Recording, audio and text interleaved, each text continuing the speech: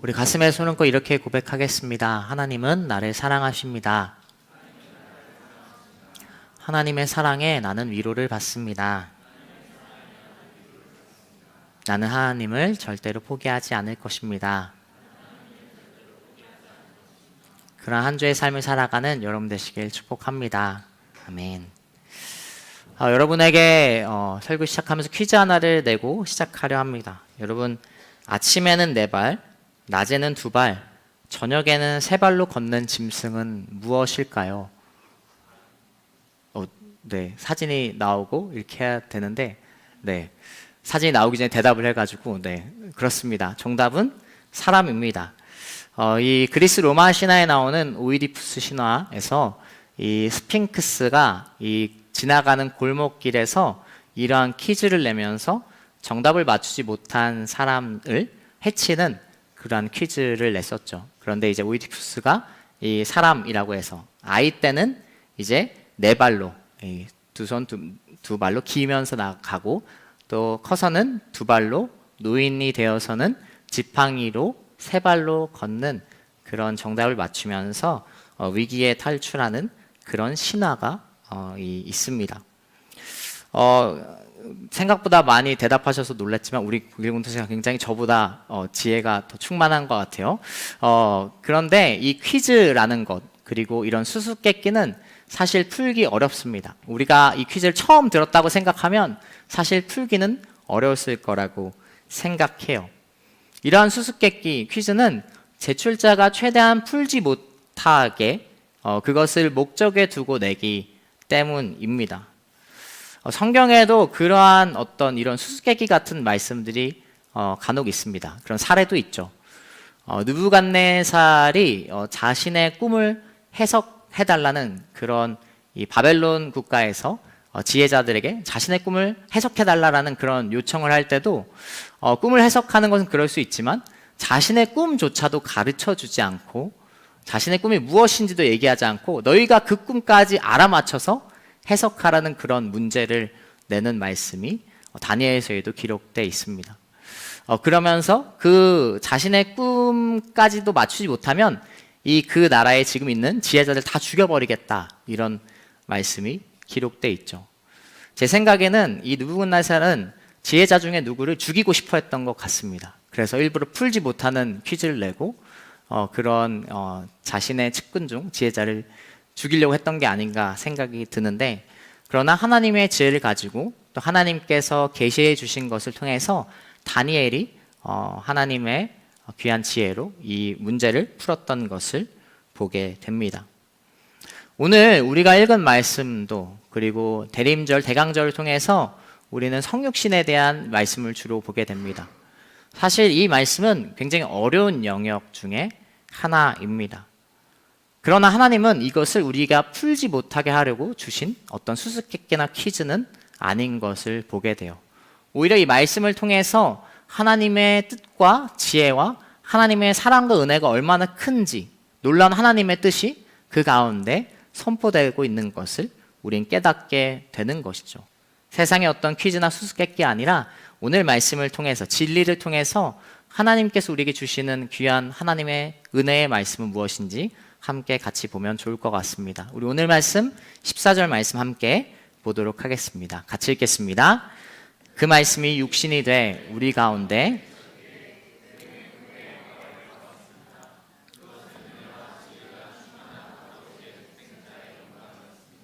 아멘. 자, 먼저 14절 말씀은 이렇게 기록하고 있어요. 말씀이 육신이 되었다라고 말씀은 기록하고 있습니다. 이 말씀만 보면 사실은 굉장히 이해하기 어렵습니다. 먼저 이 말씀 전에 1장 앞에 봐야 될 말씀이 있어요. 요한복음 1장 1절부터 3절까지 말씀도 함께 읽겠습니다. 같이 읽겠습니다. 태초에 말씀이 계셨습니다. 그 말씀은 하나님과 함께 계셨고 그 말씀은 하나님이셨습니다. 그분은 태초에 하나님과 함께 계셨습니다. 모든 것이 그분을 통해 지음 받았으며 그분 없이 된 것은 아무것도 없었습니다. 아멘. 자, 말씀 1절부터 3절의 말씀에서는 태초에 무엇이 있었다라고 기록하고 있습니까? 태초에 말씀이 계셨다라고 읽었던 말씀은 기록하고 있어요.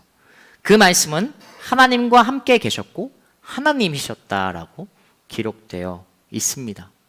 1절부터 3절까지 말씀과 그리고 우리가 했던 14절 말씀을 통해 우리가 깨닫게 되는 것, 우리가 알고 있는 것처럼 이 말씀은 결국 성자 하나님 예수 그리스도를 나타내는 말씀입니다. 이 말씀이 왜 그럼 예수 그리스도를 나타내는가? 물론 앞에서 얘기했던 하나님과 태초에 계셨고 하나님이시기 때문에 그것이 예수 그리스도를 나타내는 것이라는 것을 우리는 알고 있지만 왜 요한은 이것을 말씀이라고 표현했을까요?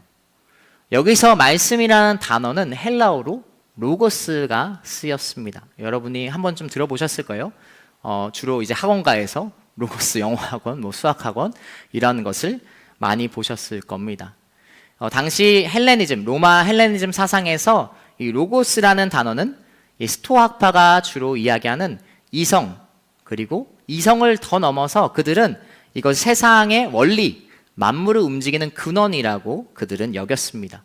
세계를 움직이는 어떤 사상, 힘이라는 것을 그들은 로고스라고 표현했던 시대가 바로 이러한 시대였어요. 그리고 그래서 그들은 그 물질적인 것을 넘어 정신이 세상을 지배한다라고 생각했던 것이죠. 그들은 육체를 부정하게 여겼고 영혼을 신성하는, 영혼을 가치 있게 여기는 그러한 사상이 그때 당시 주를 이뤘던 사상 중 하나였습니다. 그런데 오늘 성경 말씀에서는 정확히 무엇이냐면 당시 시대 이념을 정면으로 반박하고 있는 거예요. 로고스는 그런 어떤 정신과 어떤 원리, 이념을 떠나, 이치를 떠나서 로고스가 누구이냐? 말씀이 로고스를 쓰이는데 그것이 예수 그리스도라고 말씀은 선포하고 있는 것이죠. 어떤 정신적 가치가 아니라 온 세상을 창조하시고 만물을 다스리신 분은 창조주 하나님이시고 예수님이시다라고 요한은 1장에서 먼저 이 말씀을 선포하고 있는 것입니다. 우리 15절 말씀도 함께 읽도록 하겠습니다. 같이 읽겠습니다. 요한은 그분에 대해 증언해 외쳤습니다. 내가 전에 내 뒤에 오시는 그분이 나보다 앞선 것은 나보다 먼저 계셨기 때문이다 라고 말했는데 그분이 바로 이분이시다. 아멘. 여기서 15절 말씀에서 요한은 세례 요한이겠죠. 사도 요한이 아니라 세례 요한의 이 고백을 요한이 인용하면서 이야기합니다. 바로 그 말씀, 예수 그리스도 그 분은 태초부터 계셨던 분, 먼저 계신 분, 세례 요한보다 이후 태어나셨지만 태초부터 계셨던 분이라는 것을 확실히 다시 고백하면서 이 말씀은 태초부터 창조주, 모든 만물이 그로 인해 창조되었다라고 이야기하고 있습니다. 심지어 스토아파 얘기하는 육신을 부정하게 여기는 그러한 사상을 뛰어넘어서 이 예수 그리스도, 로고스 되시는 예수 그리스도는 육신으로 오신 것을 통해서 당시에 그런 그들이 얘기하는 진리를 정면으로 반박하고 오직 하나님과 예수님이 창조주이시며 만물을 다스리는 근원이시다라고 고백하고 있는 것이죠. 그래서 이 말씀은 예수 그리스도라는 것을 우리는 확실히 고백하면서 그리고 깨닫고 나아갈 수 있는 것입니다. 그러면 더 나아가 왜 말씀이 예수님이 육신으로 되신 이유가 무엇일까요? 육신으로 오신 이유는 무엇일까요? 그 첫 번째 이유는 바로 예수 그리스도 말씀으로 오신 육신이 되어 오신 그 첫 번째 이유는 만물을 새롭게 하기 위함인 것을 말씀을 통해 깨닫습니다. 창세기 2장 17절 말씀은 이렇게 기록하고 있어요. 함께 읽겠습니다. 그러나 선과 악을 알게 하는 나무의 열매는 먹지 마라. 그것을 먹는 날에는 내가 반드시 죽을 것이다. 아멘. 자, 하나님께서 말씀하셨습니다. 태초에 사람을 창조하시고 선악과를 두시고 이런 말씀이 선포됩니다. 그것을 먹으면 내가 반드시 죽을 것이다 라는 하나님의 말씀이 선포됐어요. 여러분, 하나님의 말씀은 불변합니다. 하나님께서는 말씀하신 것을 지키시고 이루시는 분이에요. 태초에 하나님의 형상을 따라 사람이 창조되었지만 그러나 하나님의 말씀을 어김으로 선악과를 따먹음으로 사람은 타락한 존재가 되었습니다. 그로 인해 인간은 사망의 권세로부터 온전히 벗어나지 못하는 존재가 되었어요. 죄가 여전히 사람을 무너뜨리고 사망으로 이끌고 있었다라는 것이죠.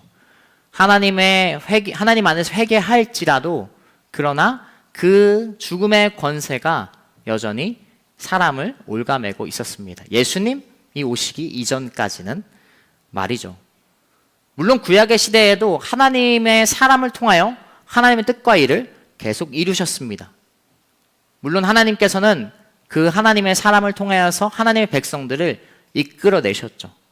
그러나 그럼에도 불구하고 완전한 구원이 이루어지지 않은 상태인 것을 보게 됩니다. 완전한 구원은 예수 그리스도가 말씀으로 이 땅에 오셨기 때문에 타락한 사람 인간을 새롭게 하는 그런 하나님의 아들로서 육신을 가지고 이 땅에 오신 것이죠. 히브리서 11장 24절 26절은 이렇게 고백하고 있어요. 함께 읽겠습니다. 믿음으로 모세는 다 자란 후에 바로의 딸의 아들이라 불리는 것을 거부했습니다.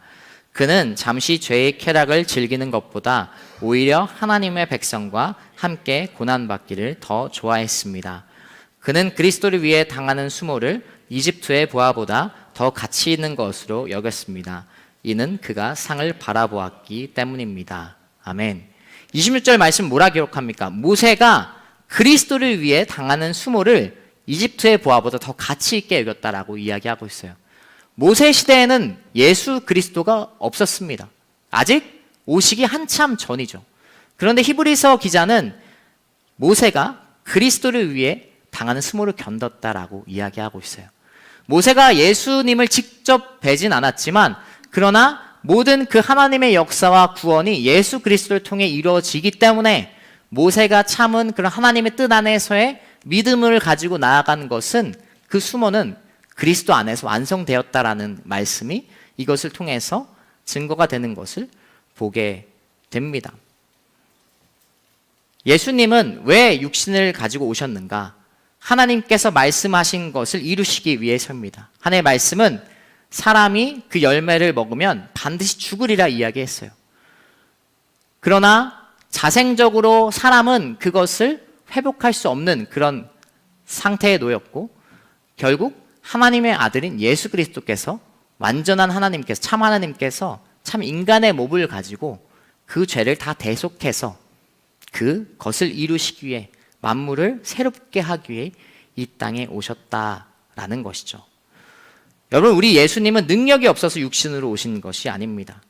인간으로 죄를 대속하는 것이 필요했기 때문에 사람이 모든 죄를 짊어지고 하나님의 말씀을 이루는 것은 불가능했기 때문에 죽음을 통해 예수님의 죽음을 통해 그 모든 하나님의 말씀이 이루어지기 때문에 예수 그리스도께서 말씀이 육신되어서 오셨다라는 것이죠. 성육신 하신 하나님의 말씀이 이유가 여기 있습니다. 누가복음 3장 15절 16절 말씀 제가 읽겠습니다. 그리스도가 오시기를 간절히 고대하고 있던 백성들은 모두 마음속으로 요한이 혹시 그리스도가 아닐까 생각했습니다. 그러자 요한이 그들 모두에게 대답했습니다. 나는 너에게 물로 세례를 준다. 그러나 이제 나보다 더 큰 능력을 가진 분이 오실 텐데 나는 그분의 신발끈도 풀 자격이 없다. 그분은 너에게 성령과 불로 세례를 주실 것이다. 아멘. 예수님은 능력이 없어서 인간으로 오신 것이 아니라 오히려 전지전능하시기 때문에 참 하나님께서 참 인간으로 오신 것이죠. 우리는 예수님의 하나님의 전지전능에 대해서 이렇게 생각합니다. 하나님이 전지전능하시면 요즘 흔히 이런 표현을 많이 쓰더라고요. 그냥 딸깍 하시면 되잖아요. 그 축구계에도 이런 표현을 많이 쓰거든요. 손흥민 딸깍 뭐 이런 그냥 어떻게 보면 그 어려움을 겪고 이렇게 하는 것이 아니라 그냥 단 한 번 키보드 이렇게 한 번 누름으로 모든 것이 해결된다라는 그런 약간의 밈의 용어인데 하나님을 생각했을 때 우리가 하나님이 전지전능하시면 사람이 되어서 굳이 하실 필요가 있느냐? 그냥 전능자이시면 죄를 그냥 없애버리겠다. 내가 그냥 죄 없애줄게. 이렇게 하면 되지 않냐라고 우리는 생각하죠. 결국 그러한 생각들이 신종론과 우리의 신앙적인 난제들을 다가오는 것을 보게 됩니다. 여러분, 그러나 전지전능은 모든 것이 가능하지만 마음대로 하는 것을 이야기하지 않아요. 하나님은 분명 모든 것이 가능하시고 마음대로 하실 수도 있죠.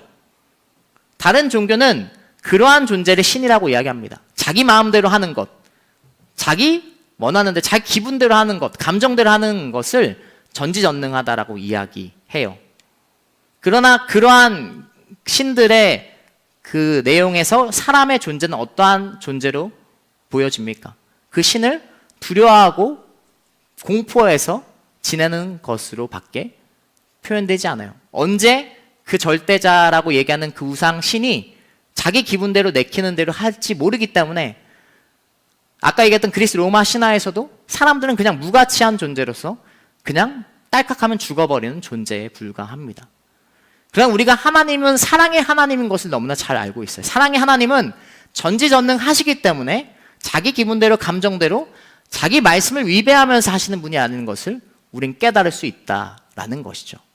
오히려 인격적인 하나님이시기 때문에, 사랑의 하나님이시기 때문에 하나님의 말씀을 지키면서 그 말씀을 이루시기 위해 예수 그리스도를 사람이라는 참 사람으로 이 땅에 보내셔서 자신이 말씀하신 것을 온전케 하시는 하나님인 것을 깨닫게 됩니다. 여러분, 하나님은 자신이 말씀하신 것을 말씀이신 그리스도로 말미암아 이루시기에 예수 그리스도께서 이 땅에 오셨다라는 것이죠. 그냥 너희 죄 다 사해줄게, 이러한 어떻게 보면 불공평하고 사랑이 오히려 상실된 두려움과 공포로 살아가라고 이야기하는 예수님이 아니라, 하나님이 아니라 하나님의 사랑을 완전하시기 위해 우리 이 땅에 오신 것을 우린 깨달을 수 있습니다. 여러분, 만물을 새롭게 하기 위해 오신 신실하신 그리스도를 신뢰하며 나아간 여러분 되시길 축복합니다. 우리 옆 사람에 이렇게 축복하겠습니다. 신실하신 하나님을 바라봅시다. 우리 이어서 16절과 17절 말씀을 함께 읽도록 하겠습니다. 같이 읽겠습니다. 그분의 충만함으로부터 우리 모두는 분에 넘치는 은혜를 받았습니다. 율법은 모세를 통해 주셨지만 은혜와 진리는 예수 그리스도를 통해 왔습니다. 아멘. 자, 말씀이 육신되어 오신 이유 두 번째는 우리를 사랑하시기 때문입니다. 아까 이야기했던 연장선이지만 바로 우리를 사랑하시기 때문에 하나님께서는 참 하나님께서, 그리스도께서 참 인간으로 오셨다라는 것이죠. 하나님은 세상을 창조하시고 사람을 창조하시고 방관자처럼 계시지 않았어요. 타락한 사람을 두고 그냥 타락한 채로 두시지 않고, 너희가 타락한 채로 편하게 살라고, 그냥 너희 멸망하라고 그냥 내버려 두시지 않았다라는 것이죠. 그러한 상황에서도 구약의 시대 하나님의 법 율법을 통해서, 그리고 하나님의 사람을 통해서 이스라엘 사람들을 애굽으로부터 구출하시고 인도해 내셨습니다. 그러한 하나님의 역사가 하나님의 사랑 속에 계속 이루어져 있던 것을 깨닫게 됩니다. 그런데 그 사람들, 이스라엘 사람들은 또 그것을 오해하기 시작했어요. 하나님의 율법이 사랑이 없는 그 상태에서 이 율법이 두려움으로, 그냥 그들에게는 의무감으로 바뀐 것을 우리는 말씀을 통해 잘 알고 있죠. 그 상태에서조차도 그런 오해를 바로 잡기 위해서, 하나님의 사랑을 온전히 드러내기 위해서 참 하나님인 예수 그리스도께서 이 땅에 육신으로 오신 것입니다. 우리를 사랑하기 때문에 그 사랑을 온전히 알려주시기 위해서, 사랑하는 자녀를 위해서 이 땅에 육신을 입고 오신 것이죠. 여러분, 사실 우리가 지금 듣는 이 말씀은 아까 처음에서도 얘기했듯이 완전히 우리의 이치로, 이 지성으로 이해하기 어려운 부분이 있습니다. 기독교 역사를 돌이켜봐도 이 예수님에 대한 논쟁은 굉장히 이어져 왔던 것을 보게 돼요.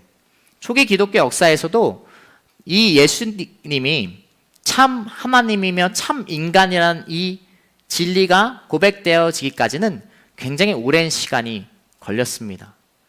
예수 그리스도의 역사성을 부정할 수 있는 사람은 없죠. 오늘날도 예수님이 실존했다라는 것을 부정하는 사람은 극히 드뭅니다. 그것은 많은 역사가들과 심지어 하나님을 믿지 않는 사람들도 예수님의 실존성에 대해서는 누구도 의심하지 않아요. 그러나 그 예수님이 참 하나님이시냐, 그리고 더 나아가 참 하나님이면 참 인간이시냐라는 그러한 그 고백은 기독교 내에서도 굉장히 오랜 시간 걸렸다라는 것이죠. 완전한 참 하나님이 아니라 하나님과 정말 비슷한 분, 정말로 능력이 있던 분이냐, 아니면 참 하나님이냐. 사람이라는 것은 알겠어. 참 사람으로서 실존한 것은 알겠지만 이분이 정말 참 하나님인가에 대한 논쟁은 기독교 내에서도, 그리고 이단의 많은 공격 사유 중에도 하나입니다. 기독교 역사에서 칼케돈 공의회라는 것을 통해서 이것이 고백되어졌고, 하나님의 섭리 안에서, 하나님의 역사 안에서 이것이 오늘날 우리에게 증거되고 고백되어 있는 것이죠. 그것이 성립이 되는 중요한 진리 중 그 이유는 하나님의 사랑이기 때문에 그렇습니다.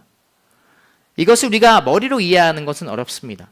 그러나 우리가 사랑을 가지고 생각할 때 사랑은 우리가 머리로 다 이해가 되지 않는 것임을 너무나 잘 알고 있어요.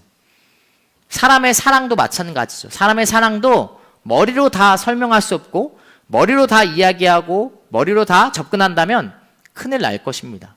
굉장히 위기가 오겠죠. 상대방의 그런 사랑을 머리로서, 어떠한 이성으로서 티적인 요소로 다 접근한다면 너 티야 이렇게 되물음을 당할 것입니다.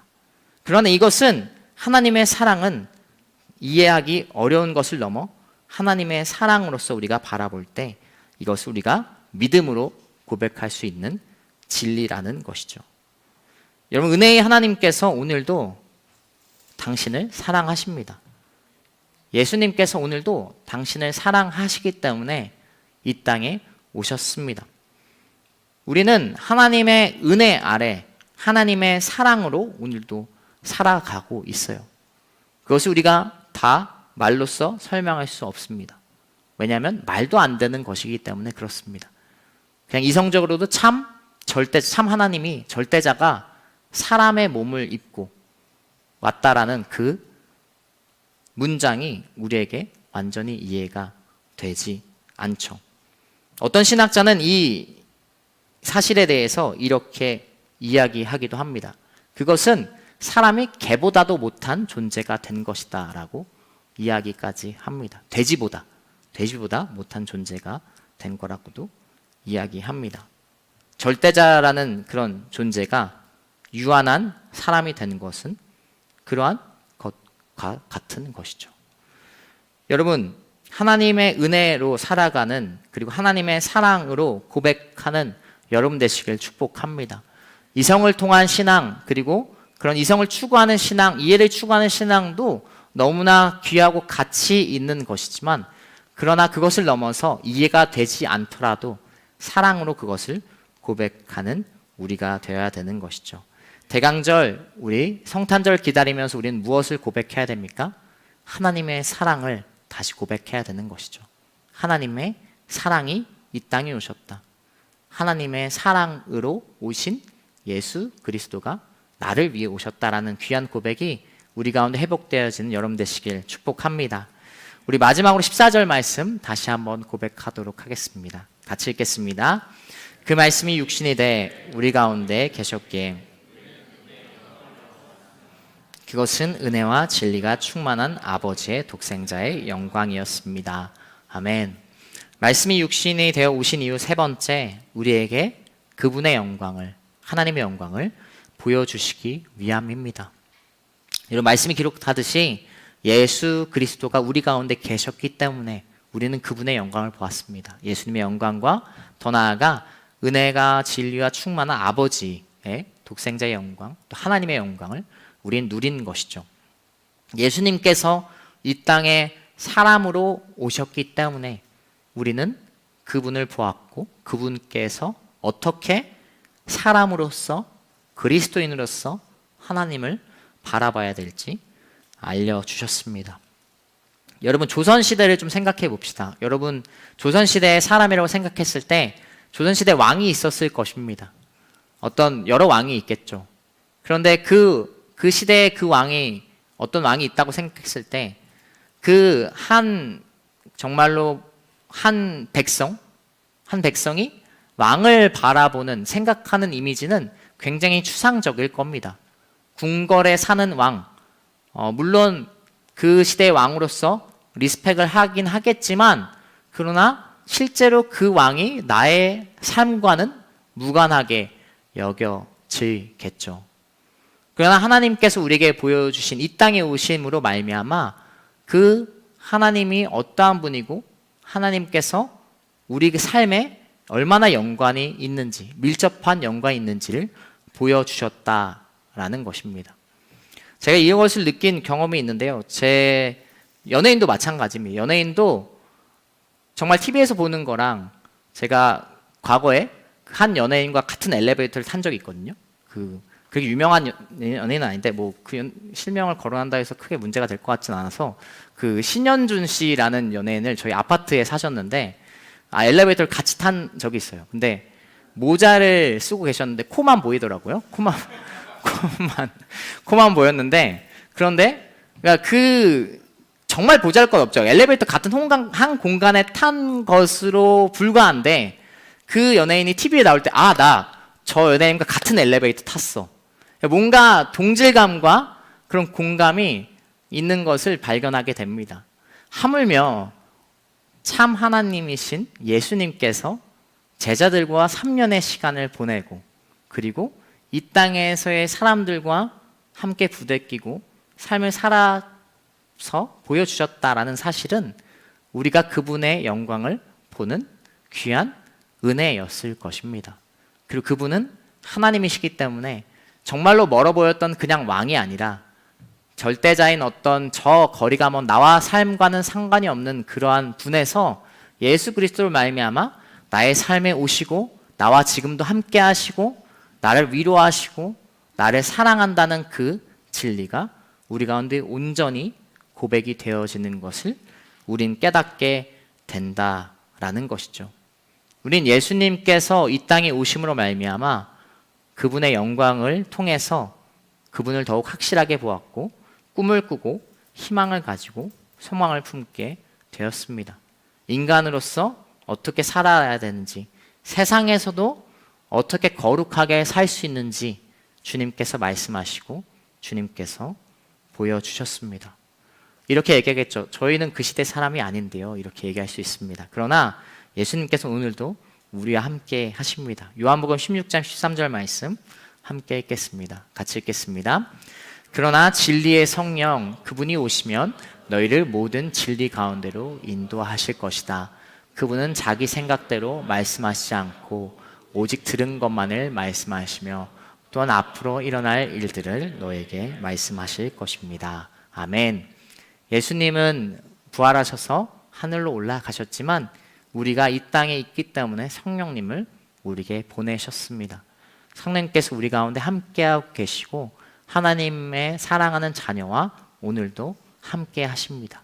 우리가 기도하면 말씀을 보고 예수 그리스도를 온전히 믿음으로 말미암아 살아가면 성령님께서 우리를 인도해 주실 것입니다. 귀한 성탄절을 기대하면서 여러분 세상 가운데 어떤 산타로 끝나는 것이 아니라 사람의 사랑으로 끝나는 그러한 유한한 절기가 아니라 무한하신 하나님의 사랑과 하나님께서 이 땅에 오신 것을 고백하면서 성령님을 의지하며 살아가는 귀한 한 주가 되기를 축복합니다. 예수님께서 이 땅에 성육신 하셨기 때문에 참 하나님과 참 인간으로 오셨기 때문에 세상이 달라졌습니다. 그리고 우리가 하나님의 온전한 자녀로 하나님의 나라에 들어갈 수 있습니다. 그 진리를 고백하는 여러분 되시길 축복합니다. 우리 마지막으로 요한복음 3장 16절 17절 고백하고 함께 기도하면서 나아가도록 하겠습니다. 같이 고백합니다. 하나님께서 세상을 이처럼 사랑하셔서 독생자를 주셨으니 이는 그를 믿는 사람마다 멸망하지 않고 영생을 얻게 하려는 것이다. 17절